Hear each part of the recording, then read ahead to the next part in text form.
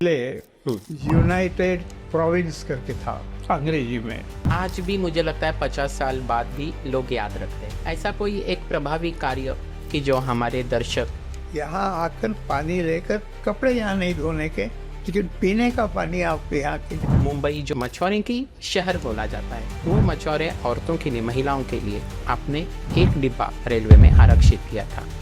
मेरे जो जानकारी मैंने प्राप्त की उसमें अंडरवर्ल्ड का बड़ा हाथ था। केंद्रीय लोक प्रतिनिधि 5 बार चुनकर आए, ये एक विक्रम है। उसमें से भी 3 बार आप विरोधी पक्ष में थे, 2 बार आप सत्ता पक्ष में। पक्ष प्रतिपक्ष में आपने बहुत सारी मुद्दे कि जो राष्ट्र महाराष्ट्र के लिए बड़ी योगदान दे रहे हैं, लेकिन ऐसा कोई प्रदीर्घ एक प्रश्न कि जिसके लिए आपने कार्यरत रहे। प्रधानमंत्री जी ने कश्मीर के लिए एक अलग संविधान देना, अलग ध्वज देना, आज भी लोग मुझ पर प्यार करते हैं। 5वें चुनाव में मेरे लोकसभा के जितने वोट मिले थे उससे अधिक वोट मिले। उत्तर प्रदेश का प्रथम नागरिक यानी महामहिम राज्यपाल जब आप नियुक्त हुए, 5 वर्ष आपने अपना योगदान वहाँ पे दिया। कि कुछ स्कूलों में जनगण मन वंदे मातरम गाया नहीं जाता है। आप कहाँ वोट मांगने के लिए हमारे यहाँ आए? आप नहीं आए तो आपके कार्यकर्ता भी नहीं आए, और कांग्रेस वाले हमारे यहाँ आए थे। मेरा लोकसभा में चुनाव होने के बाद वहाँ शपथ लेनी पड़ती है, और वह शपथ हम लोगों ने तय किया था कि संस्कृत में हम शपथ लेंगे। तो 28 लोगों ने संस्कृत में शपथ ली, और वहाँ पद्धति ऐसी है कि जो भी कुछ हम बोलते हैं तो स्टेनोग्राफर, और उसमें मेरा नाम लिखा था राम नायक उत्तर बम्बई। ऐसा है कि ये आप ख्याल में रखिए कि मैं 3 बार विधानसभा और 5 बार लोकसभा जीता। मैंने काम किया। नमस्कार, विजन इंडिया डॉक्यूमेंट्री में आपका सहर्ष स्वागत है। रामनवमी हिंदू धर्म में एक अति उच्च सर्वोच्च क्षण में से एक माना जाता है। हमारे महाराष्ट्र के राष्ट्र के ऐसे ही एक राम को हम इस चित्रफित में आपको अवगत कराएंगे। पद्म अलंकरण से जो हमारे सर्वोच्च नागरिक सम्मान में से एक है, ऐसे व्यक्ति कि जिन्होंने माननीय राज्यपाल पद अत्यंत कुशाग्र बुद्धि से भूषवाया था, मान्यवर श्री राम नाईक जी, हमारे राष्ट्र के महाराष्ट्र के राम। उनका जीवन परिचय आपको विश्व गुरु भारत के लिए योगदान हेतु अवश्य कार्यरत होता, एवं आपका जीवन यशस्वी होने के लिए इनके आशीर्वाद प्रति ये चित्रफित आपको जरूर मार्गदर्शन करेगी। जय हिंद।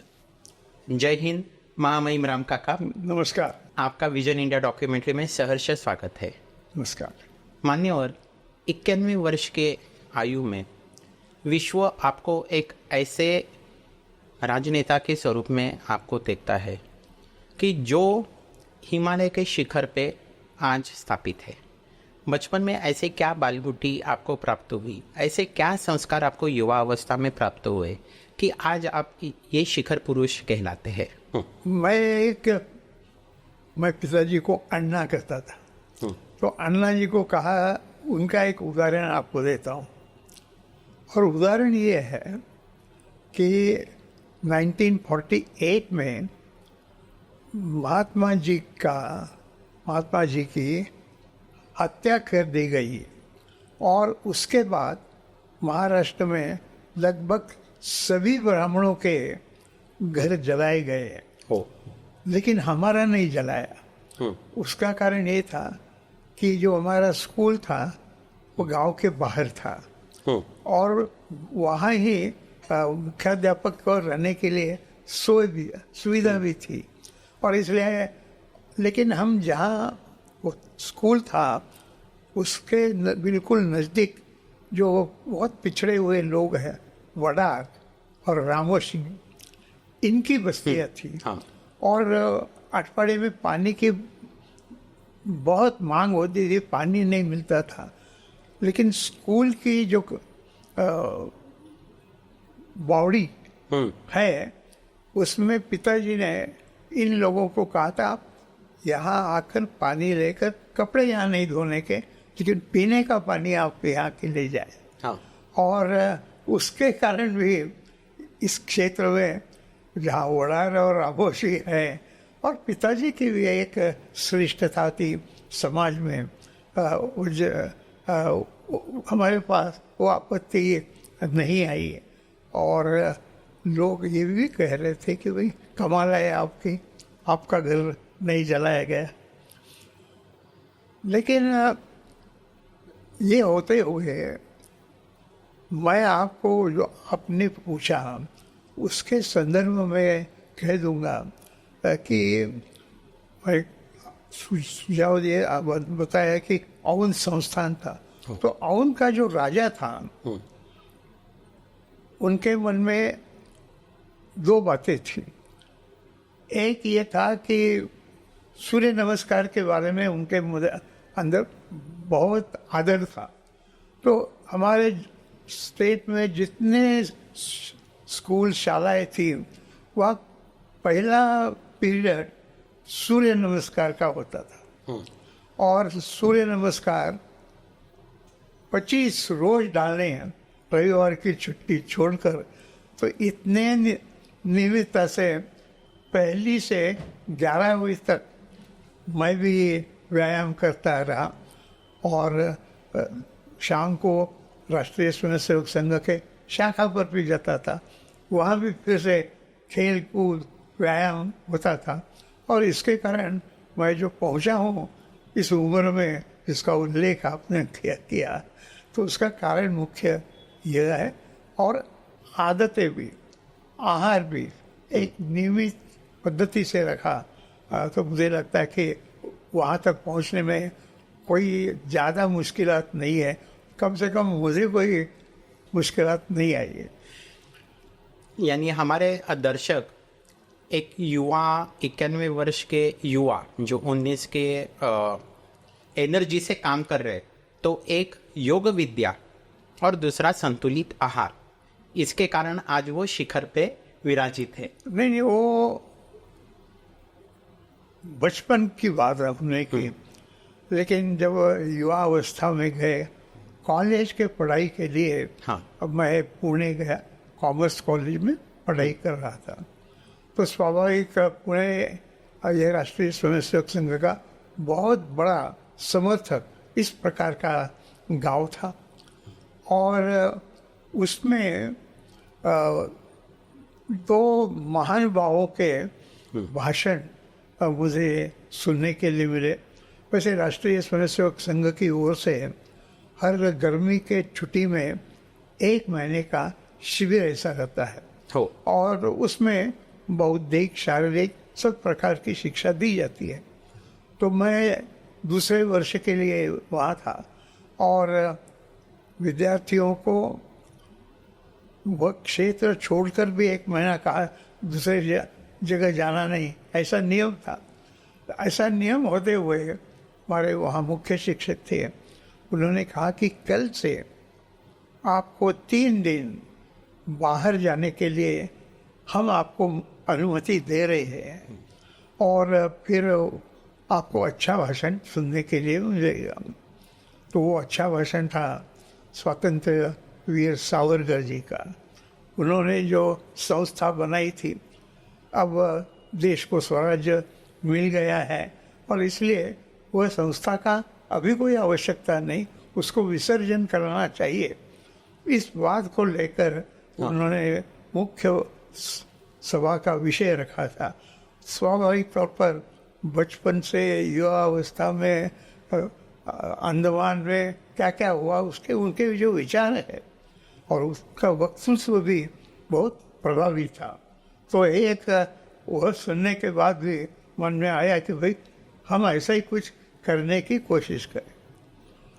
दूसरा एक व्यक्तित्व ऐसे इसी प्रकार से आया, वो थे डॉक्टर श्यामा प्रसाद मुखर्जी। डॉक्टर श्यामा प्रसाद मुखर्जी बंगाल के और जवाहरलाल नेहरू जी के कैबिन के मंत्री थे और उस समय पर संविधान बनाने का काम भी चल रहा था। तो प्रधानमंत्री जी ने कश्मीर के लिए एक अलग संविधान देना, अलग ध्वज देना, इस प्रकार का निर्णय किया था। तो यह भारत को तोड़ने का बन जाएगा, इस प्रकार का निवेदन करके उसी मुद्दे पर श्यामा प्रसाद मुखर्जी ने इस्तीफा दिया था और स्वतंत्र दूसरा पक्ष निर्माण करने का उन्होंने निर्णय किया। उस निर्णय के बाद राष्ट्रीय स्वयंसेवक संघ के जो मुखिया थे गोलवलकर गुरुजी, उनसे भी उन्होंने चर्चा की कि अभी आप संघ ही इसमें आ जाए। तो गोलवलकर गुरुजी ने उनको बताया संघ जो काम कर रहा है वो काम हम करते रहेंगे, लेकिन आपको एक 7-8 लोग ऐसे काम के लिए देंगे जो आपके मन में जो भी है वो पूरा अच्छे ढंग से होगा। उसी में से अटल बिहारी वाजपेयी हैं, लाल कृष्ण अडवाणी है, राजमाता सिंधिया जी, राजमाता सिंधिया संघ की वैसे संघ की। हाँ, कह नहीं सकते हैं। पंडित दीनदयाल उपाध्याय है यहाँ। तो पंडित दीनदयाल उपाध्याय जी को महामंत्री जनरल सेक्रेटरी बनाया गया था और फिर उसका प्रचार करने के लिए डॉक्टर श्यामा प्रसाद मुखर्जी देश का दौरा कर रहे थे। उसमें पुणे में भी आ गए और पुणे में उन्होंने 3 भाषण की योजना की थी। एक पत्रकारों के लिए, एक विद्यार्थी, हम कह सकते हैं कि समझदार लोगों के लिए, और तीसरा युवकों के लिए, कॉलेज के युवकों के लिए। और वो संयोग से मैं जिस कॉलेज में पढ़ता था वो उसी के हॉल में ही वो भाषण था। उनका भाषण सुनने के बाद लगा कि ये इतना बड़ा, लेकिन ये मंत्री पद छोड़ के आता है। और आप जानते होंगे इसी कारण डॉक्टर श्यामा प्रसाद मुखर्जी ने सत्याग्रह किया था। उनको कश्मीर में अरेस्ट किया था और उधर ही उनकी मृत्यु हुई। तो ये जो घटनाएं हैं और जो विचार है, पंडित दीनदयाल उपाध्याय जी ने उनके भाषण में बिल्कुल आसान ढंग से हमको 2 वाक्य बताए थे कि हम राजनीति में आए। तो राजनीति में हम जब आए हैं तो जो समाज के सबसे नीचे काम करते हैं ऐसे लोगों को लिए जिसका नाम आम आदमी को समझ में आ सकता है, अंत्योदय के लिए हमें काम करना है और इस भूमिका में काम करें। तो इस प्रकार के 3 लोगों के भाषण और एक अटल बिहारी वाजपेयी जी का पहले नाम लिया। वह शाम को कोई मनोरंजन का, गाने का वगैरह कार्यक्रम होते थे। एक दिन वह संघ शिविर में आए थे। पहले तो हमने उनका खाली नाम सुना था लेकिन ज़्यादा मालूम नहीं था और वो केवल गीत गाने का काम करेंगे ऐसा बताया था। मैं भूल नहीं जाऊँ इसलिए वो गीत के 6 लाइन्स में अवश्य आपको पढ़कर बताता हूँ। हिंदू तनवन, हिंदू जीवन, रग रग हिंदू मेरा परिचय। मैं एक बिंदु परिपूर्ण सिंधु है यह मेरा हिंदू समाज। मेरा इसका संबंध अमर है। मैं व्यक्ति और यह है समाज। इससे मैंने पाया तन मन, इससे मैंने पाया जीवन। मेरा तो बस कर्तव्य यही, कर दो सब कुछ भी सबो अर्पण।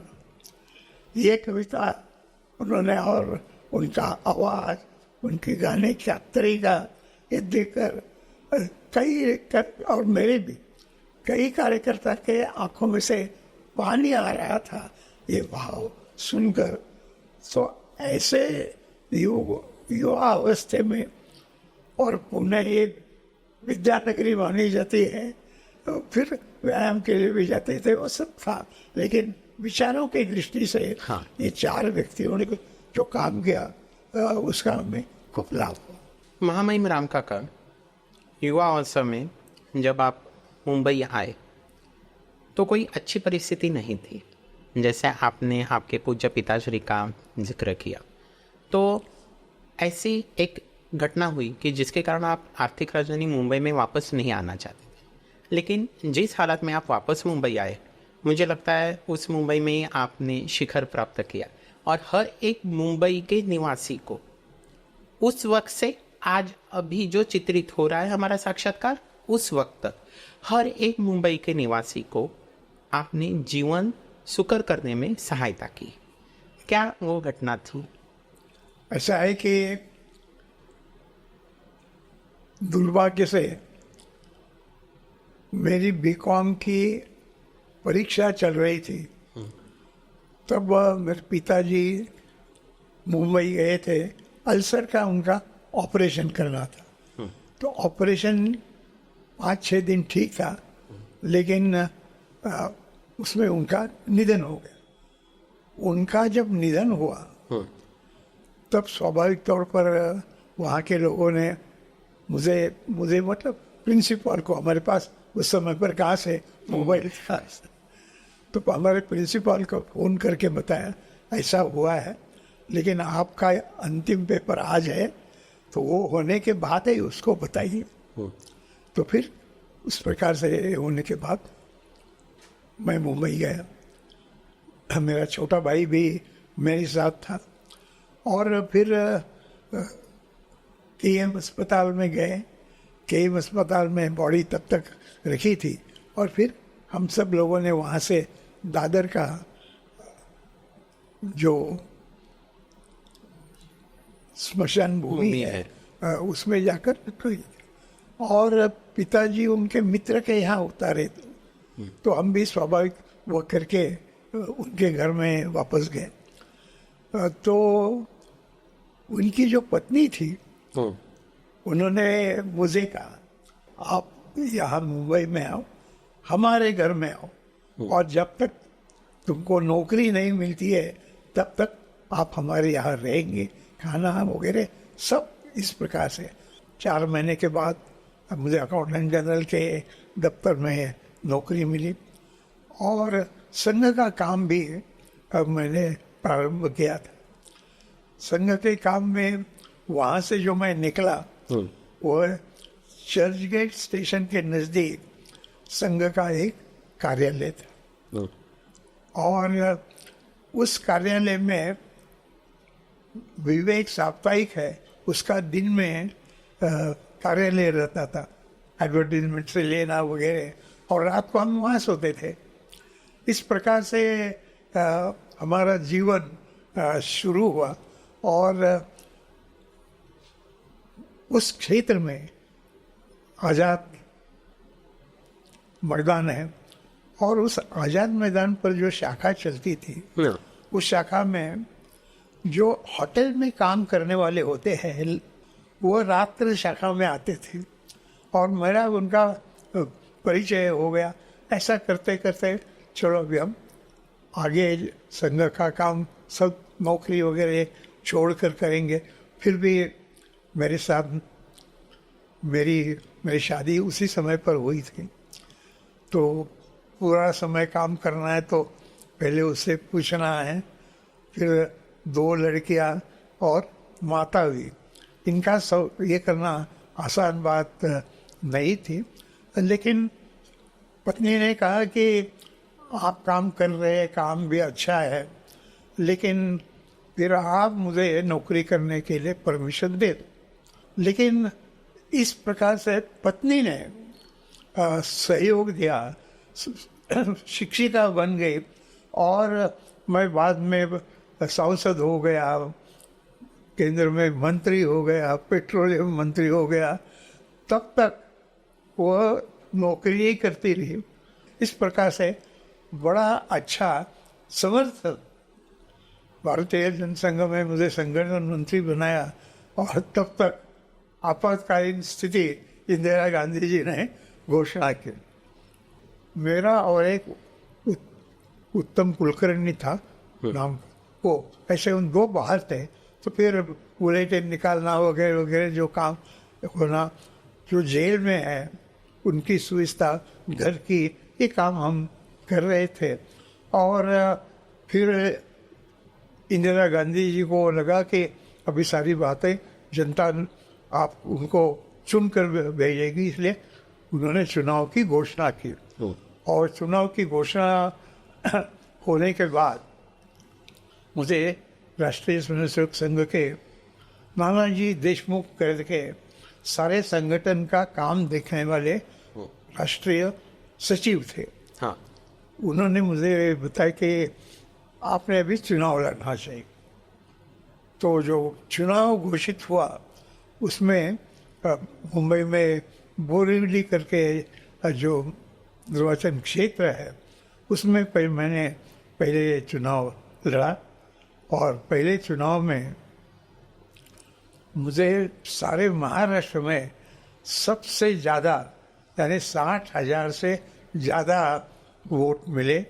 लेकिन जब जनगणना मतदाताओं की हो रही थी उसमें एक मतदान केंद्र पर केवल 2 ही मत मुझे मिले। मैंने सोचा भाई इतना मैंने काम किया, इतना लोगों ने भर भर के मत दिए है, तो क्यों ऐसा हुआ है। चलो कल जाकर देखेंगे। कुष्ठ पीड़ितों की वो बस्ती थी। महामहिम राम काका, प्रथमतः जब आप राज्य लोकप्रतिनिधि आमदार, मराठी में आमदार, तो जब आप राज्य लोक प्रतिनिधि चुनकर आए, क्षेत्र बहुत बड़ा था, कार्यक्षेत्र बहुत बड़ा था, भौगोलिक क्षेत्र भी बड़ा था, और उसमें आपका योगदान आज भी मुझे लगता है 50 साल बाद भी लोग याद रखते हैं। मैं ऐसे नहीं बोलूँगा कि आपके 2 काम बताए, क्योंकि वो अनगिनत काम थे। ऐसा कोई एक प्रभावी कार्य कि जो हमारे दर्शक आपसे सुनना चाहेंगे। देखिए, मैं आपको अभी मैंने कहा कि एक मतदान केंद्र पर 2 ही वोट मिले। हाँ। तो जब मैं 2 दिन के बाद देखने के लिए गया और कांग्रेस वाले हमारे यहाँ आए थे, उन्होंने हमको कहा कि ये जो उम्मीदवार है राम नाईक वो संघ वाला है और वो मत चुन कर आता है तो आप भीख मांग नहीं सकेंगे। भीख मांगना ये अपराध है। और दूसरी बात, आप शराब की बेकानून दारू भी बनाते हैं, वो भी बनने नहीं देगा, भूखे मरोगे। इस प्रकार से उन्होंने कहा। बात भी सच थी, लेकिन मुझे उस समय पर पंडित दीनदयाल उपाध्याय जी का उन्होंने जो कहा था कि अंत्योदय के लिए काम करना है। अब आम आदमी के भी अंत्योदय कुष्ठ पीड़ित होते हैं और इसलिए मैंने ये भी निर्णय किया कि कुष्ठ पीड़ितों को के लिए काम करेंगे। उस समय पर महाराष्ट्र सरकार में मुख्यमंत्री थे वसंत दादा पाटिल। 5-6 कुष्ठ पीड़ितों को लेकर मैं मंत्रालय में गया। तो मंत्रालय में दरवाजे पर गया तो पुलिस वहाँ खड़े थे। बोले इन लोगों को लेके नहीं आप जा सके। मैंने बोला भाई इनके काम के लिए मैं आया हूँ, ये पत्र देखिए, मुझे समय दिया है मुख्यमंत्री कार्यालय ने और आप नहीं जाने देते तो मैं नहीं आ रहा हूँ, आप जाके बताएं। राह देखते होंगे वो मेरे। तो उन्होंने पुलिस ने ऊपर मैसेज भेजा, फिर उनका पीए आया और फिर हम सबको लेकर ऊपर गया। जिंदगी में पहले दफे ये सब लोग, और फिर उनको मैंने कहा 30 रुपये उनको महीने में मिलता है, 30 रुपये में एक महीना कैसे ही चलेगा। तो बातचीत वगैरह होकर फिर उन्होंने कहा कि ठीक है 30 पर 1 शून्य हम देते हैं और 300 रुपया महीने में जितने कुष्ठ पीड़ित है उनको हम देंगे। खुशी हुई और फिर उसके अनुसार ये सब कहानी होने के बाद अखबारों में गई कि अभी कुष्ठ पीड़ितों को 300 रुपया मिलेगा। तो बाहर के जो कुष्ठ पीड़ित हैं मुंबई के बाहर के, वो भी मुझसे मिलने के लिए आना प्रारंभ हो गया। और इस बात से कई लोग आए। फिर मुझे ऐसा लगा कि ये समस्या महाराष्ट्र भी केवल नहीं है, तो सारे हिंदुस्तान के सब जगह पर कुष्ठ पीड़ित हैं। तो पार्लियामेंट में एक सुविधा होती है कि जब सरकार कोई काम नहीं करती है उस समय पर पार्लियामेंट को भी बाहर का आदमी अर्जी कर सकता है, उसको पिटिशन बोलते हैं। और वह पिटिशन ऐसे जब आते हैं तो फिर उसके लिए एक कमेटी होती है। कमेटी एक बात करती है, यहाँ 6 राज्यों में जाकर, मैंने उनको कहा कि मैं आपको नाम देता हूँ, उस राज्यों में जाकर ये ऐसे ऐसे समय पर जाइए, आप व्यवस्था सब हो जाएगी। तो वेंकैया नायडू जो बाद में उपराष्ट्रपति हुए, वह उस समिति के अध्यक्ष थे। तो हमने उनको सारा बताया। बोले राम बहू, अभी राम बहू में बोलते थे, राम बहू आप चिंता मत करो। और सारा देख कर आए, उन्होंने अपना रिपोर्ट बनाया। ऐसे कमेटी के रिपोर्ट कम से कम हमेशा 4-5 वर्ष लेते हैं, लेकिन अध्यक्ष ने, वेंकैया नायडू जी ने 8 महीने में पूरा रिपोर्ट दे दिया। हमने उनको कहा था कि 17 कानून ऐसे है कि जिसमें कुष्ठ पीड़ितों पर अन्याय होता है। तो फिर हमने वहाँ कहा कि महाराष्ट्र ने 300 रुपया किया है, लेकिन अब महंगाई भी बढ़ी है, तो आपने 2000 आप रेकमेंड करेंगे तो अच्छा हो। तो कमेटी ने सारे हिंदुस्तान के लिए कुष्ठ पीड़ितों के लिए 2000 प्रति व्यक्ति खाने के लिए मंजूर किए। और मैं ऐसा मानता हूँ कि अंत्योदय वह शब्द उन्होंने यदि बताए नहीं होंगे तो शायद इस ओर में ख्याल नहीं देता। अच्छा लगा। केंद्र कार्यालय, भारत सरकार ने कुछ गरीबों को घर बनाकर देने की जो स्कीम थी, उसमें कुष्ठ पीड़ितों को उनका भी ये ले लिया।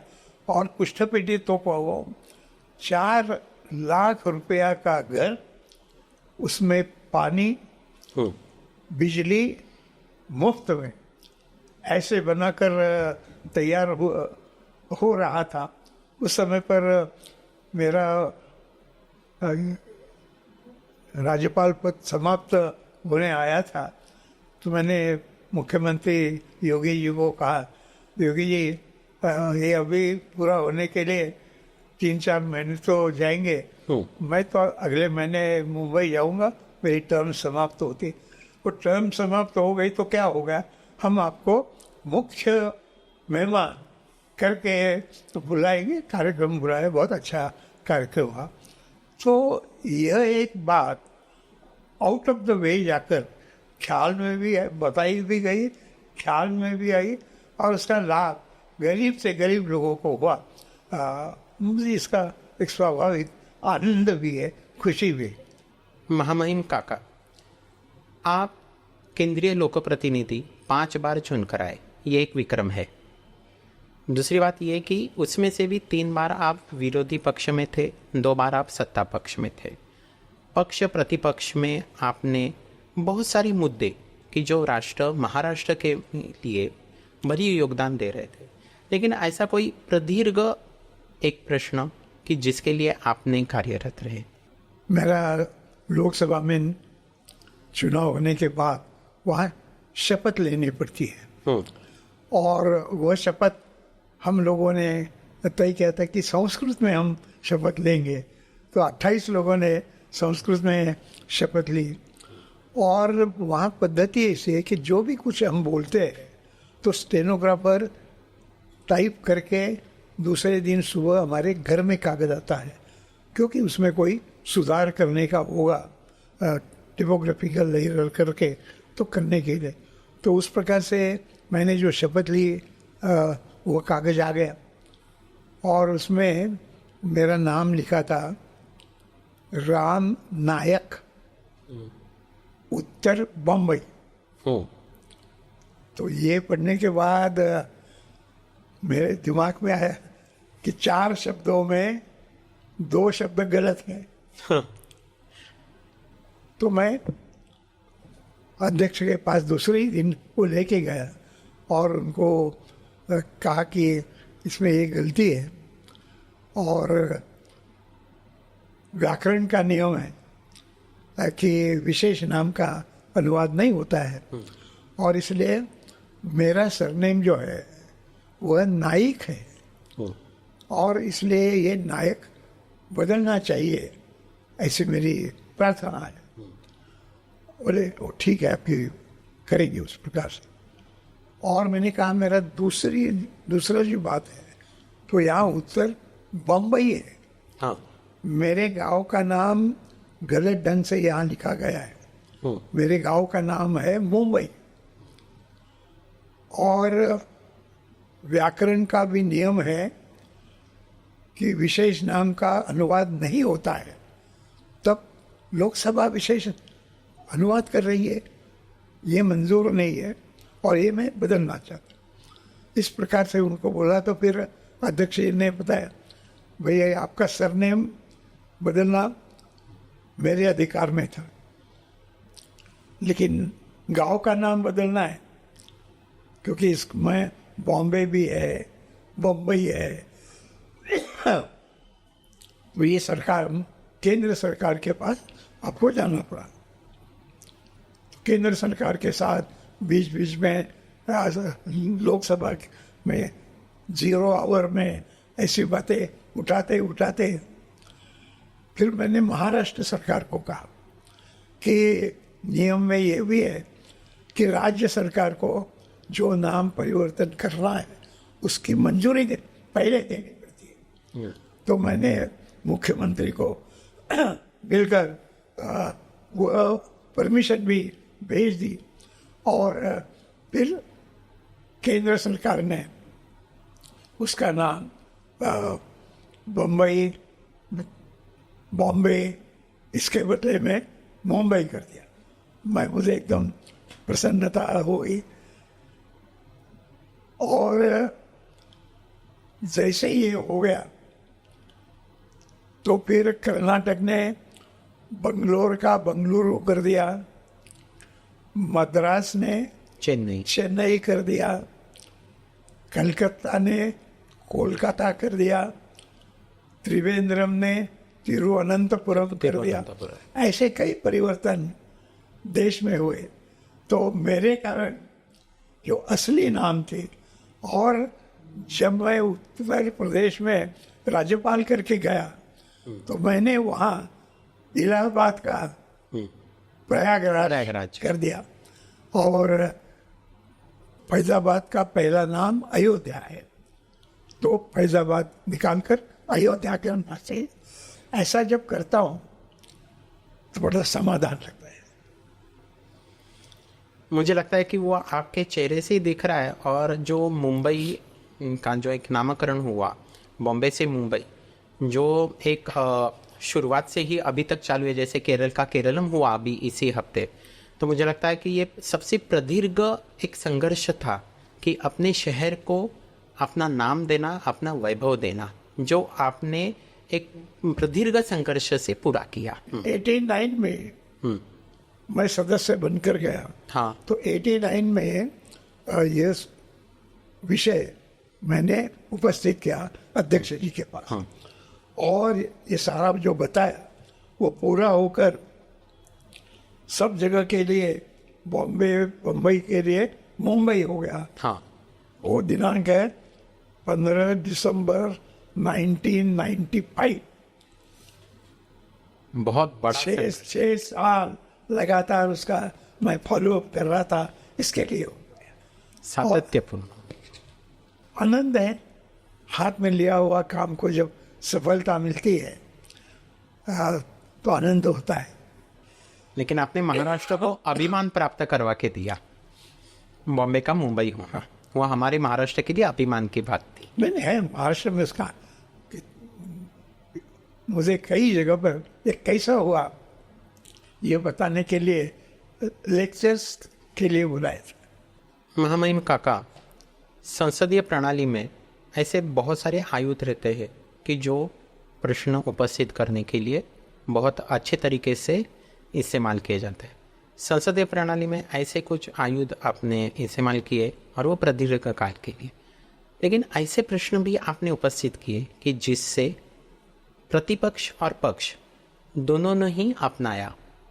ऐसे आप कुछ अनुभव बताए हमें।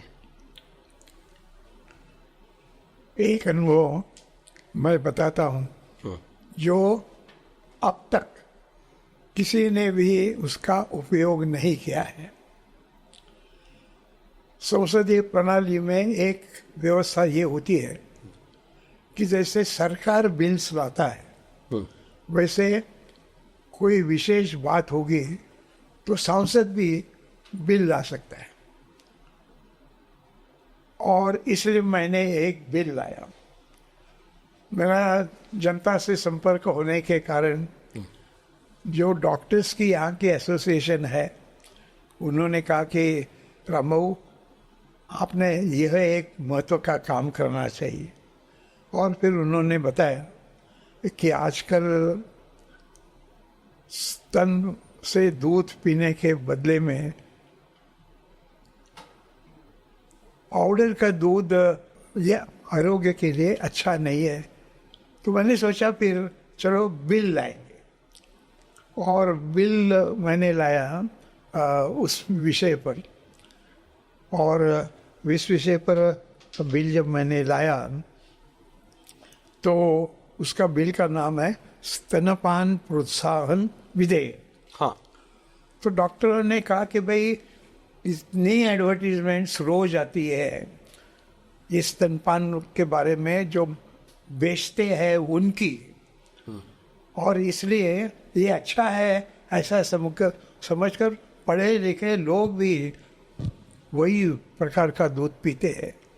तो फिर मैंने बिल लाया। बिल ऐसे आसानी से हीरिंग के लिए नहीं आता है, लोग बेचते हैं और लॉट निकालते हैं।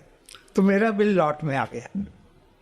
और फिर लॉट में जब चर्चा हुई तो मैंने पहले बताया, और उसमें मुझे बाद में यह भी जानकारी मिली कि वर्ल्ड हेल्थ ऑर्गेनाइजेशन, तो उन्होंने भी सारे देशों को एडवाइस किया है कि माँ का दूध स्तनपान यही नए बच्चों के लिए और उस महिला के लिए भी आरोग्यदायक होता है। पाउडर से दूध बनाते हैं उसके लिए उस पर लिखना चाहिए, जैसे होता है ना जो सिगरेट पीता है तो सिगरेट पीना गंभीर है, तो इसके बारे में भी यह हर बोतल पर लिखाना है कि नवजात शिशु के लिए स्तनपान ही सर्वोत्तम है। लेकिन इसमें और एक विशेषता ये है हाँ, कि इतने सालों में कईयों ने इस प्रकार के चर्चा के लिए बिल्स भेजे, हाँ, लेकिन जिसकी चर्चा हुई पार्लियामेंट शुरू होने के बाद केवल यही एक मात्र बिल है जो पास हुआ। और उसकी जब चर्चा हो रही थी तो सरकार के ओर से मंत्री, अभी जो पश्चिम बंगाल की मुख्यमंत्री है वो राज्य मंत्री थी, वो मुझे दादा कहती थी। हाँ, तो उन्होंने कहा दादा ने जो वो बताया वो हमको मंजूर है, हम इस सरकार की ओर से अपना बिल लाएंगे और ये बिल पास करेंगे। महामहिम काका, एक ऐसा कार्य जो हर एक केंद्रीय लोक प्रतिनिधि आपके प्रति ऋणी रहे, अर्थात सांसद कोष। सांसद कोष एक आपका योगदान है हर एक सांसद के प्रति, इसके बारे में आप अपने विचार रखें। ऐसा है कि जो निर्वाचित होता है हाँ, उसको लोगों के लिए काम करना होता है। लोग भी चाहते हैं और निर्वाचित प्रतिनिधि भी चाहता है। तो जब महाराष्ट्र में मैं विधायक था उस समय पर महाराष्ट्र में एक मुद्दा मैंने लाया था कि नगर पालिका के वार्ड को भी जो अधिकार है नगर सेवक को या अन्य कोई भी संस्था को कि वो अपने क्षेत्र में कुछ काम करने के लिए उसको उस संस्था से निधि दिया जाता है। तो इस प्रकार से महाराष्ट्र के सभी विधायकों को संसद के बदले में विधायक निधि दिया जाता था। वहाँ जाने के बाद स्वाभाविक तौर पर मैंने पूछा पहले कार्यालय में जाकर कि भाई यहाँ ऐसा कुछ सांसद कोष वगैरह है क्या। हमारे कार्यालय ने कहा कि भाई ऐसा कुछ अब तक हुआ नहीं है। तो मैंने सोचा कि जैसे विधायकों को इस प्रकार की सुविधा मिल रही है तो सांसदों को भी मिलना चाहिए। और इस भूमिका में फिर सवाल और इस भूमिका में चर्चा करते करते सरकार तो ना बोल रही थी और फिर मैंने इसमें से कुछ रास्ता तो निकालना चाहिए। हाँ। तो मैंने और एक मेमोरेंडम बनाया और उस पर लगभग 100 सिग्नेचर्स मुझे मिली। सिग्नेचर्स लेकर मैं प्रधानमंत्री के पास गया और प्रधानमंत्री पीवी नरसिम्हा उस समय पर थे। वो एक दफे महाराष्ट्र के रामटेक से सांसद करके भी चुनकर आए। तो उनको ये विधायक निधि का मालूम था। तो मैंने कहा आप तो जानते हैं इसके बारे में। और फिर बात तो सही थी, उन्होंने सुना अच्छे ढंग से और फिर उन्होंने दिसंबर महीने में उसकी घोषणा की। तो सरकार का वार्षिक नया वर्ष अप्रैल से शुरू होता है। हाँ। तो उन्होंने दिसंबर में ये घोषणा की तो 5 लाख रुपए घोषित किए, लेकिन यह भी कह दिया कि अगले वर्ष में 1 करोड़ रुपया सांसदों को दिया जाए। शुरू हुआ वो, बाद में सरकार बदली और अटल बिहारी वाजपेयी जी प्रधानमंत्री बने। बाकी और उसमें मैं अटल राज्य मंत्री पद मुझे दिया गया था। तो फिर मैं जब मंत्री था तो उस समय पर 1 करोड़ का 2 करोड़ किया और इस समय पर 5 करोड़ प्रत्येक सांसद को अपने क्षेत्र में काम करने के लिए मिलते हैं। और इससे नहीं तो केवल भाषण करना है, वहाँ जाकर ये छोड़कर कुछ करने का अधिकार नहीं है। जाओ मीटिंग में बोलो, लेकिन इसमें कुछ नहीं होता था।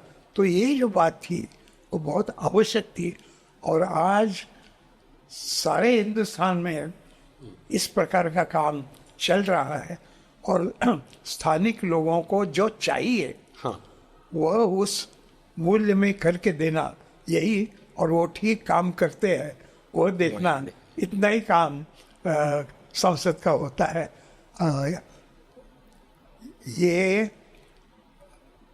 काम ऐसा था कि कई लोगों ने कहा भाई चलो आपको इस बात के लिए तो पार्टी दे देते हैं लेकिन ये मजाक की बात छोड़ दीजिए, लेकिन आनंद जो आता है काम का वो आनंद मिल गया।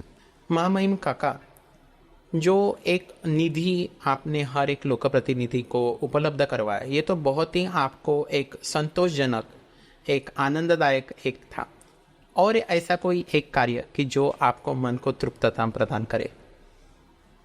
ऐसा कार्य है और बताने में थोड़ा ज़्यादा समय उसके लिए लगेगा। एक प्रश्न आया था कि क्या ये सच है कि कुछ स्कूलों में जनगण मन वंदे मातरम गाया नहीं जाता है? हाँ। यदि हाँ तो इसका कारण क्या है और ये कारण दूर करने के लिए सरकार क्या कर रही है? ऐसा 2 सरकार के पार्टी को सहायता करने वाले कई सवाल आया था, लेकिन ये सवाल पर चर्चा नहीं हुई क्योंकि ये सवाल बहुत देरी से आखिर के नंबर पर था। 1 घंटे में जितने प्रश्न होते हैं उतने ही होते हैं, आगे का सदन की प्रॉपर्टी बनती है, लेकिन उस पर चर्चा नहीं होती। लेकिन उस पर चर्चा करने का भी एक रास्ता होता है, उसको बोलते हैं आधा घंटा चर्चा। तो मैंने इस विषय की चर्चा नहीं हुई, इसके लिए ये विषय दे दिया कि हमने वंदे मातरम और जनगण मन के लिए। तो मैंने कहा कि ये विषय इतना गंभीर है कि हम आज़ाद हुए 1947 में, हमारा संविधान बना 1950 में, लेकिन हम लोकसभा और राज्यसभा वह भी ये गाते नहीं है, तो बच्चों को करके क्या फायदा है। तो हमने वो गाना प्रारंभ करना चाहिए। और इस प्रकार से तो बात मैंने करने के बाद काफ़ी अन्य सदस्यों ने भी अभिमान, मैंने ये भी कहा, वो उसी दिनों में टीवी पर 1 घंटा क्वेश्चन आवर्स दिखाई देते थे। तो मैंने कहा कि अभी ये भी दिखाएंगे उस पर, तो फिर लोगों को मालूम पड़ेगा और फिर लोग भी गाएंगे, यद यद आचरति श्रेष्ठः तदैव इतरे जना। हम देश के सबसे बड़े लोग यहाँ हैं, हम जो करेंगे वो जनता करती रहती है। तो उस समय पर जो उत्तर देने के लिए मंत्री थे, और अर्जुन सिंह जी भी बड़े होशियार थे, तो ये सारी चर्चा होने के बाद उन्होंने कहा कि यह विषय हमें मंजूर है, लेकिन अध्यक्ष जी राम नाईक ने ये कहा है कि ये सदन में गाना चाहिए, मतलब लोकसभा और विधान राज्यसभा में गाना चाहिए। तो यहाँ क्या करना, वो अध्यक्ष जी आपके अधिकार में है, और आप जो बताएंगे वो हम करेंगे। हाँ। फिर 2 महीने गए, स्वाभाविक है। फिर मैंने अध्यक्ष जी को जाकर ये सवाल, शिवराज पाटिल महाराष्ट्र के ही थे, वो उस समय पर अध्यक्ष थे। तो बातचीत हो गई, मैंने बोला कब शुरू करेंगे। तो उन्होंने कहा ठहरो ठहरो, मैं 1-2 महीने में करता हूँ। पार्लियामेंट में एक कमेटी है, जनरल पर्पजेस कमेटी। हाँ। और उस कमेटी में हर एक पार्टी का जो नेता होता है, केवल वही उस कमेटी के सदस्य होते हैं। इसका उद्देश्य मुख्यतः ये है कि बहुत विषय कोई कभी गंभीर निकला तो सब बोल कर, और तो फिर मैं उस समिति के पास गया, और उनको भी सबको मालूम ही था। मैंने बोला इस बात का विषय निर्णय करना चाहिए, और अध्यक्ष सरकार ने भी ये कहा है। तो चर्चा होकर ये तय हुआ कि हर सेशन में पहले दिन वंदे मातरम गाया जाएगा और आखिर के दिन जन गण मन जाएगा। तो इस प्रकार से हो गया, जो मीटिंग में हो गया उसके मिनट्स सभी सदस्यों को, सभी सांसदों के पास भी गया। तो वहाँ मुस्लिम लीग का एक सदस्य था, वो भी कमेटी का सदस्य था, लेकिन जब ये निर्णय हुआ उस दिन वो कमेटी में नहीं आया था। तो उन्होंने मिनट्स कंफर्मेशन के समय पर ये कहा कि मेरा इसको विरोध है, मैं ये गाना पसंद नहीं कर सकता हूँ। इस प्रकार का वक्तव्य उन्होंने किया। तो लोकसभा के अध्यक्ष जी ने उनको बताया, आप ये बोल रहे हैं, ये लोगों को मालूम पड़ेगा, तो आपकी क्या संसद की इज्जत कहाँ रहेगी। और फिर अध्यक्ष को भी कुछ ना कुछ रास्ता निकालना पड़ता है। तो उन्होंने एक रास्ता निकाला कि पहले हम जनगण मन गाएंगे पहले दिन, और आखिर के दिन हम वंदे मातरम गाएंगे। और ये मंजूर हुआ जनमन गाने के लिए 24 नवंबर 1992। अभी भी आपने देखा होगा कि गए महीने में ही 150 वर्ष पूर्ण हों। 150 वर्ष पूर्ण हुए, इतना ही नहीं। तो पहले के दिनों में कांग्रेस ने पूरा वंदे मातरम नहीं गाते थे, हो केवल प्रारंभ का ही गाते थे। और उसका कारण उस समय पर देवी का ये है वगैरह था। लेकिन अपनी सरकार, अभी जो सरकार है, उन्होंने 150 साल पूरे हुए तो भी इसके साथ पूरा वंदे मातरम गाना चाहिए, इस प्रकार का निर्णय भी लिया है। वो वंदे मातरम और एक गाना शुरू हो गया, और वंदे मातरम मेरे कारण कहिए चाहे तो वो पूरा गाना भी पूरा गाना शुरू हुआ। भी। इससे मेरे लिए तो सुवर्ण क्षण, इससे और बड़ा काम कौन सा हो सकता है। अभिमान का एक पहलू। अभिमान। महामहिम काका, राष्ट्रपति के मुद्दों को लेकर और भी कोई कार्य आप हमसे सामायिक करना चाहेंगे? नहीं, ऐसे तो बहुत है, लेकिन जिस विषय पर हम जिस पद्धति से चल रहे हैं, तो देश आज़ाद होने के बाद अपने यहाँ गोवा पुर्तगाल का कब्जे में था, और पुर्तगाल के कब्जे में और एक छोटे से तालुका के क्षेत्र में से गुजरात और महाराष्ट्र, इनकी सीमा समुद्र के किनारे पर कहाँ मिलती है, उसको दादरा नगर हवेली ऐसा उसका नाम है। तो लोगों के मन में ये था कि अभी अंग्रेज गए हैं, लेकिन ये कहाँ गए हैं। तो पुणे के 100 स्वयंसेवकों ने तय किया कि चलो छोटा प्रदेश है, हम ही जाकर वहाँ हमला करेंगे। बोलना आसान है, लेकिन उसके लिए हथियार लेने पड़ते हैं। तो लता मंगेशकर से बातचीत उन लोगों ने की, और लता मंगेशकर ने गाने के कार्यक्रम करके सारा का सारा पैसा हथियार खरीदने के लिए दे दी। और फिर हमेशा ऐसे हमले जब जिन पर हमला करना है, वो जब सावध नहीं होंगे, ऐसे समय पर करना अधिक अच्छा रहता है। तो 125 संघ के स्वयंसेवक तो लोग गए। वहाँ एक नदी भी, और बारिश के दिन थे, तो नदी समुद्र को जो मिलती है तो पानी सब जगह पर फैला हुआ।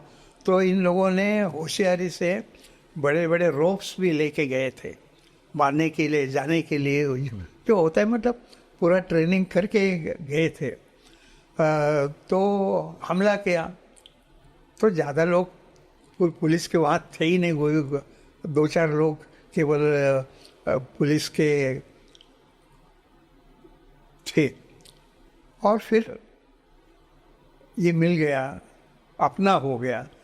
तो ये सब होने के बाद जीता है हम लोग, और जीता है हम लोग, तो हमको भी स्वतंत्रता सैनिक करके रिकग्निशन देना चाहिए, ऐसी स्वाभाविक अपेक्षा थी। कोई पैसे के कारण वगैरह नहीं है। हाँ। मैं नाम बताऊं तो आपको आश्चर्य लगेगा। सुधीर फड़के उसमें गए थे, बाबा साहेब पुरंदरे गए थे। ऐसे महाराष्ट्र के पुणे के बहुत मान्यवर सब युवक थे उन दिनों में, ऐसे सब गए तो हमें स्वतंत्र सैनिक करके रिकॉग्नाइज करना चाहिए, पहचानना चाहिए सरकार ने, ऐसी उनकी मांग थी। लेकिन सरकार ने वो मांग मंजूर नहीं की।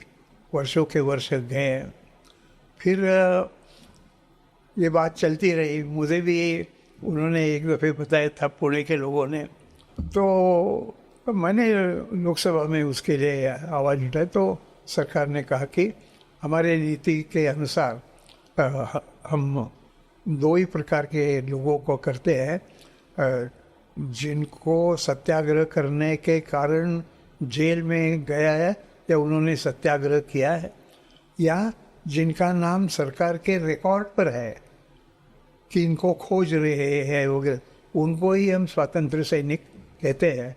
जिन्होंने ये काम किया है उनको हम स्वतंत्र सैनिक नहीं मानेंगे। मैंने भी इसका प्रयास किया था, उसको भी वही उत्तर मिला। फिर चित्र बदला, अटल बिहारी वाजपेयी जी प्रधानमंत्री बन गए, मैं उसमें राज्य मंत्री था और मेरे पास गृह विभाग मुख्य जो मंत्री थे लालकृष्ण आडवाणी थे, तो उनका भी मैं राज्य मंत्री था। तो मैंने वो फाइल मंगवाई। अटल जी आडवाणी जी को भी ये केस मालूम थी कि इस प्रकार से, क्योंकि 1954 में ये हमला किया था, तो बोले कल्पना अच्छी है, कर देंगे। फाइल मंगवाई, फिर नाम निकाले, कंफर्म करके ले लिए, फिर मैंने आडवाणी जी को दिए। और मैं और आडवाणी जी अटल जी को मिलने के लिए गए। अटल जी ने कहा कि देखो, अभी ये जो लोग हैं वो 75 से ज़्यादा साल के होंगे।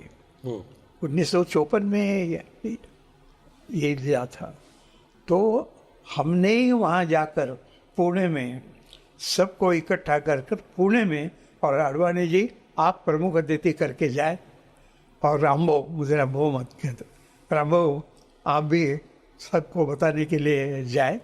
तो फिर उस समय पर उनको स्वतंत्रता सैनिक माना गया, और उनके साथ स्वाभाविक तौर पर जो सुविधा होती है तो वो उनको मिलना शुरू हो गए। उसके लिए उन्होंने नहीं किया था, लेकिन हमने ये काम करने के बाद भी रिकॉग्नाइज होते हैं, नहीं होते हैं, इसके लिए क्या था। तो वह एक काम ऐसा है कि अच्छा लगा। और एक काम है ऐसा ही है कि कारगिल के साथ, कारगिल में भारत और पाकिस्तान का युद्ध हुआ था, और वो युद्ध शुरू किया था पाकिस्तान ने, लेकिन सब शुरू होने के बाद अंत में अपनी जीत हो गई, भारत जीता। और कैबिनेट की मीटिंग चल रही थी, तो कैबिनेट के मीटिंग में ये विषय था। डॉक्टर जॉर्ज फर्नांडिस उस समय पर रक्षा मंत्री थे। तो जॉर्ज फर्नांडिस ने बताया कि अभी सब अपने हाथ में आया है, हम विजयी हुए। इस लड़ाई में भारत के सैनिकों में से वॉर हीरो बन गए 439। तो उनको पेंशन वगैरह जो बातें हैं नियम के अनुसार हमने उनके परिवार के लिए करना शुरू किया है, ऐसे जॉर्ज फर्नांडिस ने बताया। सब लोगों ने भी अच्छा है। मैंने हाथ ऊपर किया और मैंने कहा कि मैं एक बात और बताना चाहता हूँ, आप सब कैबिनेट है, आप सब मंजूर करेंगे तो अच्छा होगा। तो मैंने कहा मेरे पास पेट्रोलियम की 10 कंपनियां हैं, और ये 10 कंपनियों को मैं इनमें से जिनको पेट्रोल पंप चाहिए उनको पेट्रोल पंप बनाकर, मतलब जमीन खरीदी करने से पेट्रोल आने तक बनाकर उनको दूंगा, या किसी को गैस एजेंसी चाहिए तो गैस एजेंसी बना के दूंगा, तो उसके लिए खर्चा थोड़ा कम आता है, 25 लाख तक ही आता है, वो करना दूंगा। ये मैंने बताने के बाद अटल जी बोले राहु कमाल है। तो चर्चा वगैरह होकर ये तय हुआ कि इस प्रकार से कारगिल युद्ध में जो हुतात्मा बने हैं उनके घर में इस प्रकार की व्यवस्था करेंगे। और फिर मैंने कहा कि ये करने से ये जहाँ जहाँ होगा उसमें और 10 परिवार को काम मिलेगा। इनको तो लाभ होगा ही, लेकिन 10 परिवारों को भी इसके काम का मुनाफा मिल सकता है, ऐसा बताया।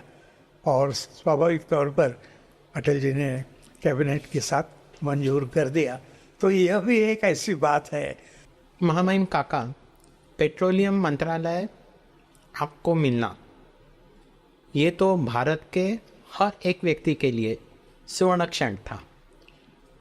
कारगिल के शहीदों के लिए जो पेट्रोल पंप का आवंटन था, वो तो हर एक व्यक्ति को, हर एक शहीद को दिए हुए श्रद्धांजलि के तौर पे देखा जाता है। लेकिन मैं मुंबई का निवासी हूँ और महाराष्ट्र के निवासी को बाटला सिस्टम यानी गैस सिलेंडर हम जिनको बोलते हैं, उससे छुटकारा पाने के लिए आपने ये पेट्रोलियम मंत्रालय का अत्यंत उत्तम ऐसे कार्य करके निभाया। महाराष्ट्र का आज का युवा बाटला से परिचित नहीं रहेगा, उसका कारण भी आप रहेंगे। तो हमारे जो युवा है उनको भी ये योगदान आप सामायिक करें। पेट्रोलियम मंत्रालय की विशेषता मैं पहले बताता हूँ। 1963 तक पेट्रोलियम मंत्रालय नहीं था, लेकिन केमिकल्स, फर्टिलाइजर्स ऐसा ग्रुप में एक सेक्शन था वो। तो 1963 में पेट्रोलियम मिनिस्ट्री बन गया। तब से आज तक साधारणतः मंत्रियों की, सरकार की लाइफ मेंबर 5 वर्ष होती है। तो इतने दीर्घ काल में मैं अकेला हूँ जिसने 5 साल काम किया है। बाकी के कोई ना कोई कारण से उनको छोड़ना पड़ा, निकालना पड़ा, जो भी शब्द आप उपयोग करना चाहे वो कर सकते हैं।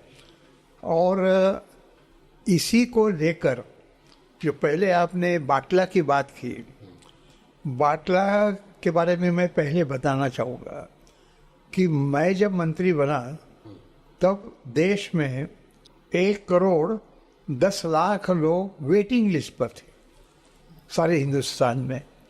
तो उनको 5 साल में सबको दे दिया। और उसके साथ ही साथ जो आपने बात की कि गैस जो होता है वो गैस पाइप से भी आ सकता है, और वो पाइप से गैस तो मुंबई और वो गैस की जो सुविधा हम करेंगे, पहले ये 2 शहरों के लिए करेंगे।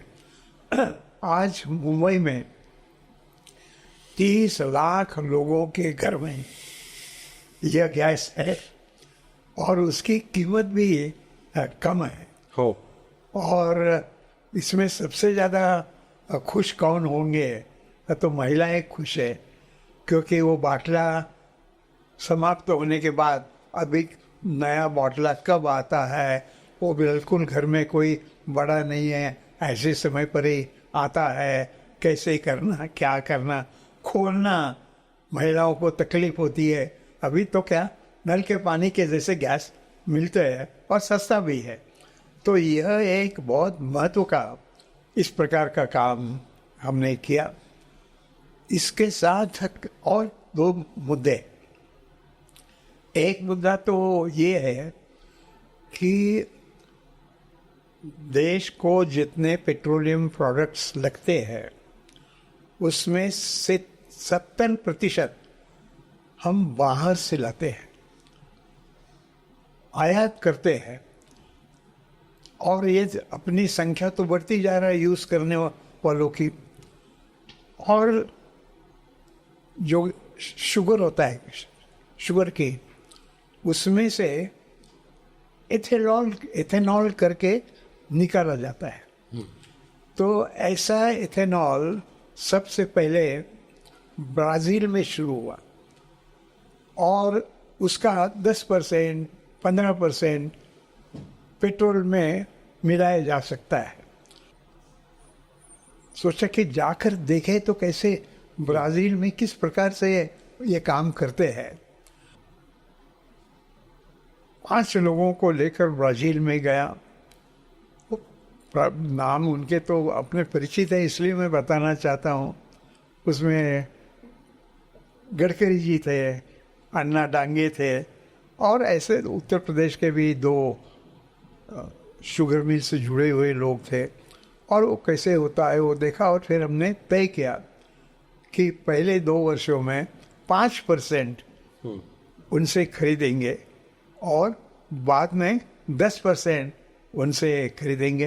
तो एक दृष्टि से कृषि को भी इसका फायदा हो गया, क्योंकि उनके शुगर केन को ज़्यादा पैसा मिलना प्रारंभ हो गया। फिर ये होने के बाद जो आयात करने का ही बाकी का ज़रूरत पड़ती थी, तो आयात करना मतलब अपने को नुकसान। तो अपने यहाँ का जैसे बाकी के देश करते हैं कुछ, कि वो जहाँ उत्पाद होता है वो जो कंपनी होगी उस कंपनी के साथ करार करते हैं, एग्रीमेंट करते हैं शेयर करने का, और फिर उनको उसका लाभ होता है। वैसे हमने 8,400 करोड़ रुपए का एक कॉन्ट्रैक्ट रूस में साखालिन करके एरिया है वहाँ के कंपनी के साथ किया, और दूसरा एक भारत के सूडान में भी 3,400 करोड़ का कॉन्ट्रैक्ट किया, और उस मात्रा में हमारा फॉरेन एक्सचेंज बच गया और बाहर के बाजार में गए। और ये बहुत बड़ा, इसलिए एक दृष्टि से जानकार लोग जो है वह मेरे कार्यकाल में स्वर्ण का काल था पेट्रोलियम का, इस प्रकार से कहते हैं। कि मैंने आपको इसलिए बताया कि कुछ लोग ऐसा कहते हैं। मान्यवर, एक मुंबईकर के नाते मैं आपसे हृदयपूर्वक आभार व्यक्त करना चाहूँगा, और एक ऐसे ऋण में रहना चाहूँगा कि मेरी माँ, मेरी चाची, मेरी बुआ जो भी यहाँ पे रहती थी, तो मुझे वो यातनाएं मैंने देखी है कि जो बाटला वो चेंज करती थी। कभी सपने भी नहीं सोचा था कि ये बाटला जाके पाइप से हमें गैस मिलेगा। इसका संपूर्ण श्रेय आपके व्यक्तित्व को, आपके कार्य को जाता है। तो तमाम मुंबईकर, दिल्लीकर जिन्होंने आज ये सुविधा प्राप्त की है, उनकी तरफ से मैं आपके ऋण में रहूँगा। वैसे ही और एक आपकी शख्सियत है रेलवे यात्री मित्र तथा मुंबई जो मछुआरों के करीब है, मछुआरों की शहर बोला जाता है। वो मछुआरे औरतों के लिए, महिलाओं के लिए आपने एक डिब्बा रेलवे में आरक्षित किया था। रेलवे मंत्रालय एक ऐसा है कि जिनको आपने कार्य दी, प्रगति की। आपका कार्य आपके मुखोद्गत होना चाहेंगे। ऐसा है, मुंबई देश की आर्थिक राजधानी है, और ये आर्थिक राजधानी के लिए मुंबई की रेलवे बहुत योगदान देते हैं। मुंबई में इस समय पर 80 लाख लोग रोज ट्रेन से प्रवास करते हैं। और मैं आपको ये भी बताऊं, आप गोरेगांव में रहते हैं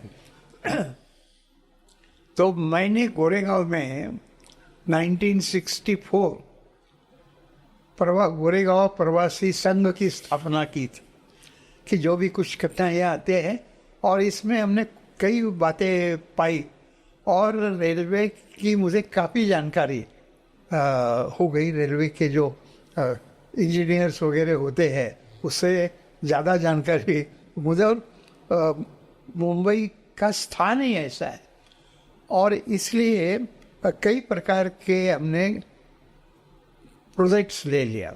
लेकिन वो प्रोजेक्ट्स करने के दृष्टि से भी हमने एक रेल निगम बनाई, ताकि थोड़ा इंडिपेंडेंट पद्धति से काम कर सकेंगे। तो क्या किया उन्होंने, तो पहले पश्चिम रेलवे जो है उसका क्षेत्र चर्चगेट से विरार तक का था, और फिर विरार से डाणू तक उतना ही 60 किलोमीटर का अंतर तो इतना लंबा कार्यक्षेत्र यहाँ पर बढ़ाया। 2 लाइन्स पर रेलवे चलती थी, उसके बदले में 4 लाइन्स पर चलने शुरू हुई। पहले 6 डब्बे की गाड़ी होती थी, फिर 9 की हो गई। हमने अब 12 डिब्बे की गाड़ी शुरू कर दी। सेंट्रल रेलवे पर भी इसी प्रकार से काम किया। तब भी मुंबई में आज भी तकलीफ है, इतने ज़्यादा लोग यात्रा करते हैं और इसलिए। लेकिन और एक दुनिया में कहाँ नहीं है, वो भी हमने काम किया। वो है कि आजकल शहरों में विशेषता महिलाएं भी काम करती रहती है और फिर महिलाओं को भी रेल से जाना पड़ता है। पहले रेल में एक डिब्बा ही महिलाओं के लिए होता था, तो हमने तो उसके बदले में केवल महिलाओं के लिए गाड़ी शुरू की। दुनिया में कहाँ भी मात्र महिलाओं के लिए ऐसी गाड़ी नहीं है। ऐसी गाड़ी पश्चिम रेलवे पर शुरू की, ऐसी गाड़ी मध्य रेलवे पर शुरू की और दुनिया में ये नहीं है महिलाओं का। जब भी मैं भी अभी भी रेल से प्रवास करता हूँ। यहाँ से चर्च गेट मुझे जाना है, रेल से तो 1 घंटे में जा सकता हूँ और कार से जाना है तो 2-2.5 घंटे में पहुँचा। इस प्रकार का है। लेकिन मुंबई नगरी आर्थिक सारा व्यवहार जो है उसमें रेलवे का बड़ा योगदान होता है और भी इसके साथ कई काम किए। लेकिन महिलाओं के लिए जो हुआ वह अपने आप में बड़ा है, अभूतपूर्व था वो। दूसरी एक बात कि रेलवे के डब्बे में लिखा जाता है कि सिगरेट करना मना है, लेकिन लोग सिगरेट पीते रहते हैं, दादागिरी करते रहते हैं। तो हमने रास्ता ये निकाला कि प्लेटफॉर्म पर सिगरेट या बीड़ी बेचनी ही नहीं जाएगी और जो फिर ये करेगा उस पर फाइन लगा कर ये करेंगे। तो अपने आप में कुछ लोगों का नुकसान हुआ, जो बेचने वाले थे उनका नुकसान हुआ। लेकिन देश के स्वास्थ्य का विचार जब करते हैं तब ये बहुत बड़ी बात, बहुत मुश्किल बात हमने की कि रेल पर बेची ही नहीं जाएगी। महामहिम काका, आपने प्रधानमंत्री द्वारा दिया हुआ हर एक दायित्व को जीवंतपना दिया और बहुत सारा उसको सुवर्ण मध्य पे लाके खड़ा है। आपका पहला चुनाव जो मृणालिनी गोरे पानी वाली बाई कह देती थी, उससे आप भारी मतों से जीत कर आए और एक ऐसा चुनाव कि एक चित्रपट अभिनेता से आप पराजित हुए। आप अपनी भूमिका हमसे सामायिक। ऐसा है कि ये आप ख्याल में रखिए कि मैं 3 बार विधानसभा और 5 बार लोकसभा जीता। मैंने काम किया था।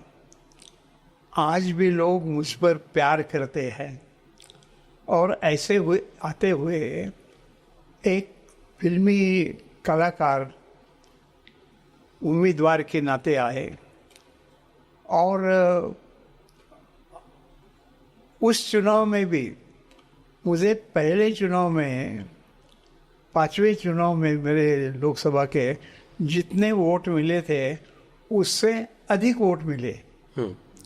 मतलब मेरा काम था उधर, लेकिन मेरे जो जानकारी मैंने प्राप्त की उसमें अंडरवर्ल्ड वर्ग का बड़ा हाथ था। जब हारा मैं तो मैंने उसके बारे में तुरंत दूसरे दिन एक पोस्टर बनवा कर ये कर दिया कि मैं हारा हूँ लेकिन इसके आगे काम करता रहूँगा। इस प्रकार का पोस्टर बनी और मैं काम करता भी रहा। लेकिन जिनको कांग्रेस ने चुनकर टिकट दिया, वो उनकी दूसरे चुनाव लड़ने की हिम्मत ही नहीं हुई। इतना ही नहीं तो राजनीति में जाना मेरे लिए तकलीफ वाला है, ऐसा वक्तव्य भी उन्होंने दिया। तो मैंने एक पुस्तक लिखा है, उसमें इसका जरा तफसील से जानकारी दिया है। पुस्तक का नाम है चरेवेती चरेवेती, चलते रहो चलते रहो। तो वहाँ मैं हार गया, इसलिए मैं रुका नहीं, और वहाँ से मेरी जो गति है सब जगह पर, वो आप देखेंगे तो लगेगा आपको ऐसा होता है, लेकिन फिर भी हम आगे जा सकते हैं। आज आपने शुरू में भी कहा कि मेरे बारे में लोगों के मन में आदर है, वो आदर निश्चित तौर पर काम के आधार पर है, और इसलिए हार में भी जिनको ऐसा लगता था कि ऐसा कैसा हो गया, ऐसा कैसा हो गया, अरे राम नहीं हारा गया। उनकी जो दर्द थी वह भी मुझे सुनने के लिए मिलती थी। हारा हूँ और हारने के बाद भी काम करता रहा हूँ। हर एक व्यक्ति, मध्यम वर्गीय व्यक्ति, उस चुनाव परिणाम के बाद दुखी था, व्यथित था। लेकिन मैं आपको बता देता हूँ, जिस क्षेत्र से मैं हार गया, लोकसभा का विचार करेंगे तो फिर वो उसके बाद वही स्थान पर से बीजेपी का ही पार्षद चुनकर आता है, और जो विधानसभाएं थी उसमें भी बीजेपी का ही आदमी चुनकर आता है। ये मेरे लिए सबकी रिकमेंडेशन है और इसका मुझे आनंद है। लेकिन हारा, उसके बारे में भी मैंने पूरा देखने के बाद तफसील से उस पुस्तक में लिखा है। आप भी जरा वो पुस्तक पढ़िए। महामहिम काका, आपने जिस पुस्तक का अभी उल्लेख किया उसका अनुवाद बहुत सारी भाषा में हुआ, और ये साहित्य क्षेत्र में दिया हुआ एक अतुलनीय योगदान है। आपके विचार इस समय सामायिक करें। मैं उत्तर प्रदेश का राज्यपाल करके मेरी नियुक्ति हुई थी और वहाँ काम करता था। महाराष्ट्र का ही एक जाना माना इस प्रकार का वृत्तपत्र सकाल के संपादक का मुझे फोन आया कि आप इतने साल काम कर रहे हैं, तो हम 4 लोगों को रिक्वेस्ट कर रहे हैं कि आप अपना राजनीतिक अनुभव लिखे, मीठा खट्टा जो भी होगा। वो 4 जो थे, वह शरद पवार, वो भी एक समय मुख्यमंत्री थे। दूसरे सुशील कुमार शिंदे, वह भी मुख्यमंत्री थे। शिवसेना के ओर से मनोहर जोशी, वह भी एक समय मुख्यमंत्री थे। ये तीनों मुख्यमंत्री थे, लेकिन मैं कोई मुख्यमंत्री नहीं था। लेकिन उस समय तक भाजपा का बना नहीं था, तो उन्होंने मुझे बताया। तो मैंने इसमें 27 लेख लिखे। लेकिन ये 27 लेख लिखे और उसके जो अनुभव थे वो स्वाभाविक तौर पर लोग सबको पढ़ते समय भी अच्छा लगता था। लोगों की रिएक्शंस आती है अखबार के पास, और फिर मुझे भी लगा कि भाई इसका किताब बनाना चाहिए। तो मैंने उसका किताब बनाया और उसका नाम दिया चरेवेती चरेवेती। मैं शुरू में यहाँ जो अटपाड़ी गांव से प्रारंभ किया था, तो चलते चलते मैं सांगली गया, सांगली से पुणे गया, पुणे से मुंबई आ गया। इस प्रकार से उत्तर प्रदेश में गया, दिल्ली में गया, क्या क्या अनुभव हुआ। तो वो पुस्तक चरेवेती प्रकाशित हो, और फिर मुझे लगा कि, और मुंबई के भी कुछ लोगों ने कहा कि भाई क्या आप केवल मराठी में ही लिखते हैं, तो आप हिंदी गुजराती, हमने आपको वोट दिया है, कुछ लोग आके कहते थे। तो फिर ऐसा हुआ कि हम अन्य भाषाओं में भी बनाएंगे। तो अन्य भाषा में बनाते बनाते 13 भाषा में उसका अनुवाद हुआ। गुजराती है, हिंदी है, फारसी। मलयालम, तेलुगु और 3 विदेशी भाषाओं में भी इसका अनुवाद हुआ। ब्रेल लिपि में भी है। हाँ, और इसको लेकर 13 होते हैं। और ब्रेल लिपि में भी मराठी, हिंदी और अंग्रेजी ऐसे 3 में आया। तो 16 आवृत्ति इसके हुई। और मैं कोई लेखक नहीं, लेकिन उसमें जो तथ्य थे, भाव थे, मुझे ऐसा लगता है कि उसके कारण। और एक मैं आपको बता सकता हूँ नम्रता से कि देश स्वतंत्र होने के बाद जितने राजनेता हो गए और उन्होंने साहित्य लिखा, अपनी ऑटोबायोग्राफी लिखी, ऐसे कई लोगों को नहीं किया, लेकिन 16 भाषा में प्रथम किसी का भी अनुवाद नहीं हुआ। तो एक 16 भाषा में अनुवाद, और अपने आप लोगों का अभी भी कुछ भाषाएं रखी है। या आपने उत्तर प्रदेश में जो काम किया है उस पर आपने नहीं लिखा है, वो भी जल्दी लिखो, इस प्रकार के आग्रह से, प्रेम से लोग बोलते रहते हैं। ये चरैवती का ही है। और इसलिए उत्तर प्रदेश के लोगों का तो बड़ा आग्रह है कि आपने उत्तर प्रदेश का भी लिखना चाहिए। महामहिम काका, आपने जैसे अभी जिक्र किया आपके साहित्य प्रवास का, और बहुत सारे व्यक्ति विशेष आपको अर्ज भी कर रहे हैं कि आप उत्तर प्रदेश के जो कार्य है उसके ऊपर लिखे। उत्तर प्रदेश का प्रथम नागरिक यानी महामहिम राज्यपाल जब आप नियुक्त हुए, 5 वर्ष आपने अपना योगदान वहाँ पे दिया, तो वो योगदान में से ऐसे कुछ स्वर्ण क्षण जो आप हमसे सामायिक करना चाहेंगे?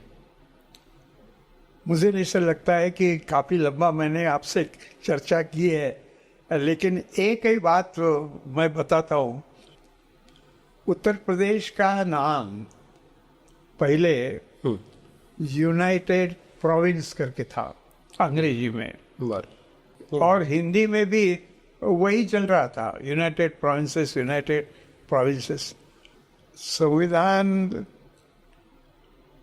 के पहले 24 जनवरी को एक ऑर्डिनेंस गवर्नमेंट ऑफ इंडिया ने निकाला था, और वो ऑर्डिनेंस के तहत प्रोविंस के बदले में उत्तर प्रदेश ऐसा नाम आगे होना चाहिए, इस प्रकार का वो ऑर्डिनेंस था।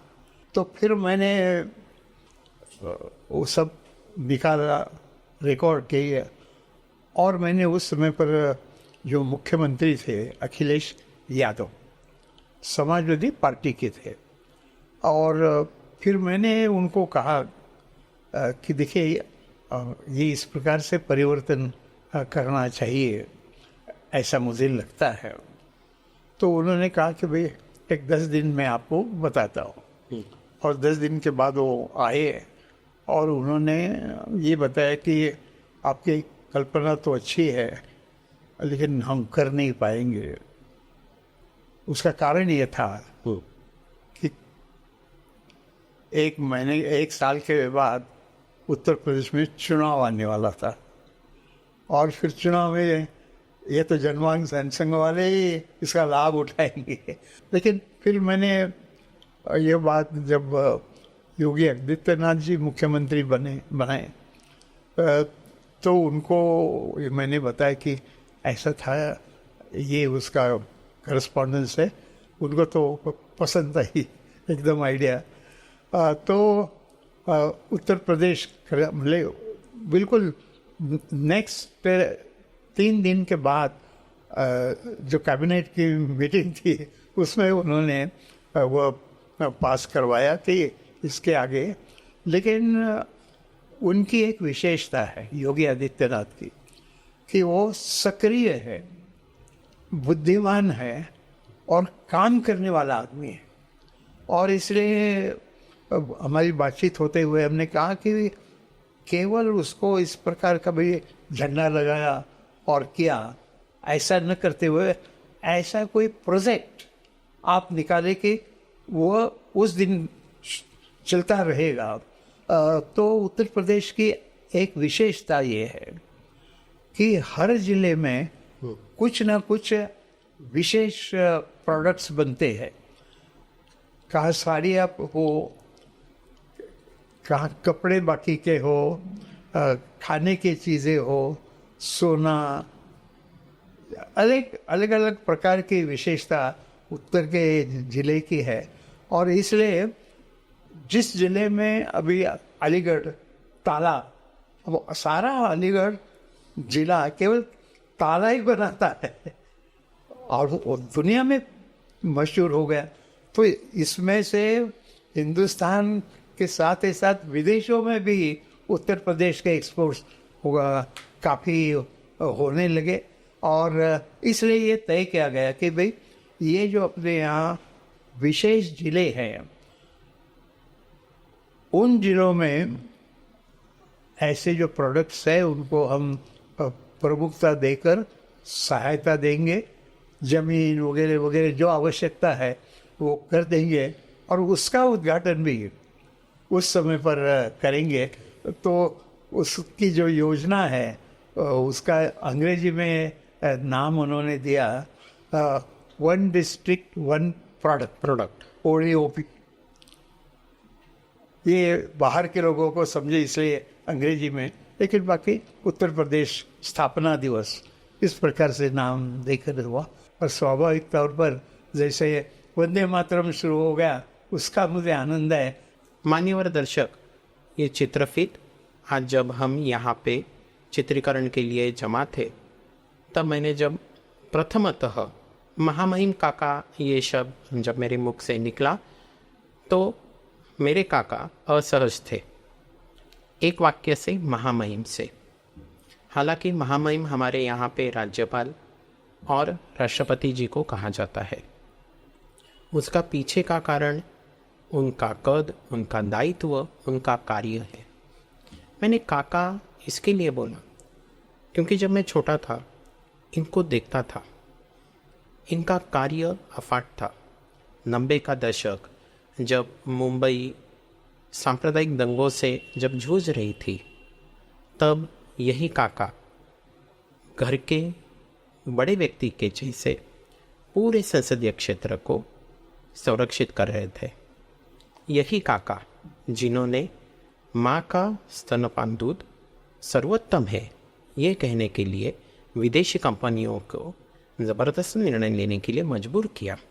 यही काका जिन्होंने रेलवे में महिलाओं के लिए डब्बा आरक्षित किया। हर एक घर का एक बड़ा व्यक्ति है ना, उसको हम काका बोलते हैं।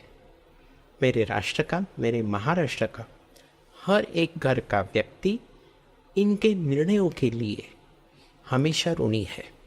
इसके लिए मैंने आज आपको पूरे चित्रफित में काका ये शब्द प्रयोग किया कि आज हमारे घर के बड़े व्यक्ति आप। महामहिम ये शब्द के लिए आप असहज थे, उसकी पार्श्वभूमि हम आपसे जानना चाहेंगे। काका को आपने बचा दिया और यह जो मैंने महामहिम के बारे में आपको थोड़ा कहा कि भाई मत उसका उपयोग करो, मेरा नाम घोषित हुआ कि मैं अभी उत्तर प्रदेश में राज्यपाल करके मुझे जाना है, तो सभ्यता के कारण मैं राष्ट्रपति को मिलने के लिए गया। उस समय पर राष्ट्रपति थे प्रणवदा ये आप उससे कहते हैं। तो हमारी बातचीत हो गई। उन्होंने कहा कि मेरा और उनका एक ऐसा संबंध था कि वह जब वित्त मंत्री थे तब मैं विरोधी पार्टी का था।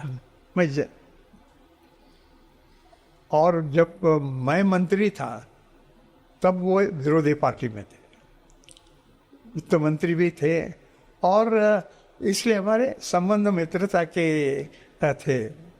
वो भी बैठे हैं वहाँ, मैं भी बैठा हूँ वहाँ, इस प्रकार से मजाक किए।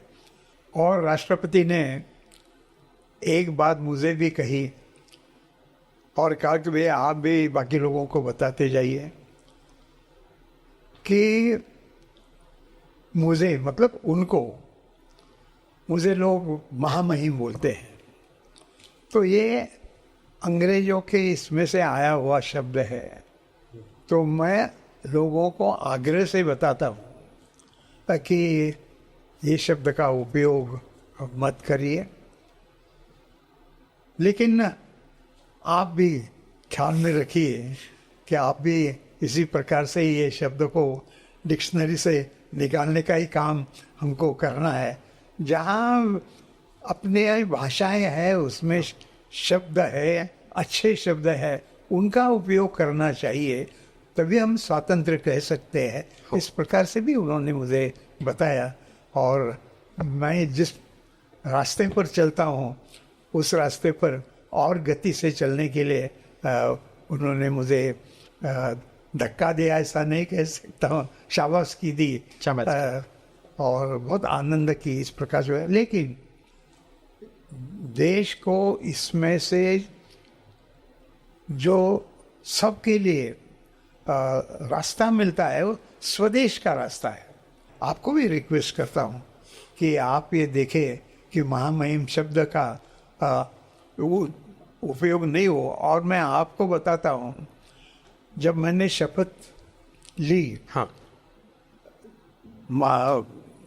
राज्यपाल की, और राज्यपाल की शपथ लेने के बाद पत्रकारों से बात की, तो पत्रकारों को मैंने कहा जो चाहे वो सभी प्रश्नों के उत्तर देने के बाद मैंने उनको कहा कि भाई मेरा एक और आपसे रिक्वेस्ट है कि ये जो महामहिम शब्द है, आप में से अनेकों ने प्रश्न पूछते समय उसका उच्चार किया है कि ये शब्द आप कृपया मत उपयोग करिए। मैं आपको अग्रिम धन्यवाद देता हूँ। काका, अब मैंने महामहिम शब्द उसको निकाल दिया है। काका, श्यामा प्रसाद मुखर्जी से आपका जो एक जीवन, सामाजिक जीवन आरंभित हुआ, वो ऐसे व्यक्ति योगी महाराज आदित्यनाथ जी को शपथ दिलाने तक आपका एक कार्य रहा। उसके बाद प्रधानमंत्री मंत्रिमंडल ने आपका सिफारिश कर पद्म अलंकरण के लिए सिफारिश महामहिम राष्ट्रपति जी से की, और आप अभी पद्म अलंकरण एक व्यक्ति हो। मान्यवर, इस महीने में ही हमारा एक अतिशय उत्तम त्यौहार आता है जिसको हम मानते हैं रामनवमी। रामनवमी के ही पावन अवसर पर हम ये चित्रीकरण, हम ये चित्रफित, विजन इंडिया डॉक्यूमेंट्री के पद्म अलंकरण आपकी चित्रफित हम लोकार्पित कर रहे हैं। आपका आशीर्वाद, आपने जो कर्तव्य से हर एक व्यक्ति को आपने उपकृत किया है, आपका आशीर्वाद हमारे ऊपर सदैव बना रहे। इसी के साथ आपको जय हिंद, जय भारत। नमस्कार, मैं आपका आभारी हूँ। परिचय हो गया स्वाभाविक तौर पर, आप भी बढ़ाएंगे और मैं भी बढ़ाऊँगा। जितना समय मिल सकते हैं वो ज़रूर मिलते रहेंगे। आपको भी बहुत बहुत धन्यवाद। हमारा धन्यवाद।